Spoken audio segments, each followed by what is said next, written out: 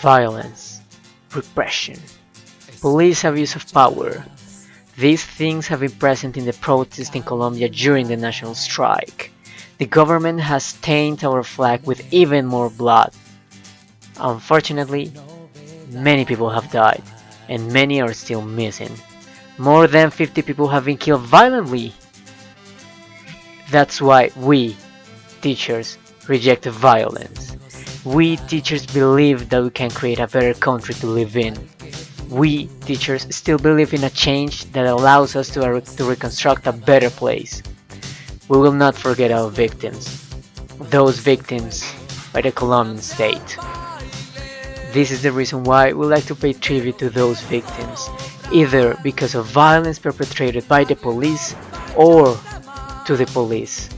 We reject violence, but most importantly, we reject the police abuse of power as government is killing unarmed people. People who protest pacifically. Here are some examples of cases we want to highlight today. Captain Jesus Alberto Solano. He is 34 years old. He is a captain of Sijinat National Police of Colombia. He is from Uvata, Cundinamarca. Captain Solano joins the police in 2007 and 10 years later he becomes captain. He focused on criminalistics and was about to finish his doctorate studies in education in La Salle University. Sadly, Captain Solano was killed on the night of April the 28th in Soacha. He was stabbed 5 times because he tried to stop a robbery of an ATM and died 2 days later. With that being said, we will continue with the victims of police abuse of power. In these cases, many people, unfortunately, have lost their lives. Hello, my name is Gabriel. I am a student of pharmaceutical chemistry at Universidad Nacional de Colombia. I'm in first semester and I dream of having a peaceful, fair country for everybody. I am 17 years old and I was brutally attacked by cops. They do not care if you're underage, they just want repression, they just want blood. I was demonstrating peacefully against the tax reform, and in the night of May 3rd, my brother and I were violently attacked without any sort of warning. I was not doing anything illegal, just asking for a better country.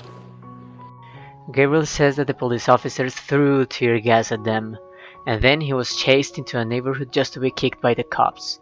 He was attacked until he couldn't react or defend himself. His brother says that the cops stopped hitting him when they saw that Gabriel's head was bleeding. Gabriel was taken to the hospital and 7 stitches were put in to treat his injury.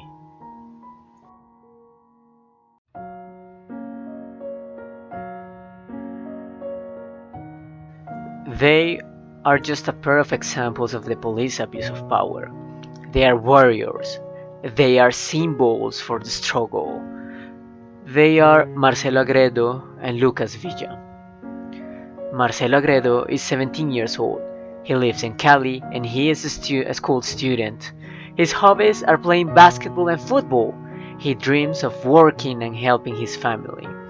He is a fan of América de Cali. Sadly, he was killed by a police officer in the afternoon of April the 28th after receiving a headshot. Why does the cop have to shoot at him? Why didn't he defend himself with his baton instead? There is no excuse to advocate for violence, especially against someone who is unarmed and defenseless. Then we have Lucas Villa, someone unforgettable. His name is Lucas. He studies sports sciences at Universidad Tecnológica de Pereira. He is 37 years old and he is a Pacific person who objects police abuse of power. He was demonstrating the viaduct between Pereira and Dos Quebradas. People dressed as civilians opened fire against Lucas and his friends. He was hit by 8 bullets, and after 6 days in the hospital, he died. But his legacy is still in Colombia, because nos recordamos en los corazones.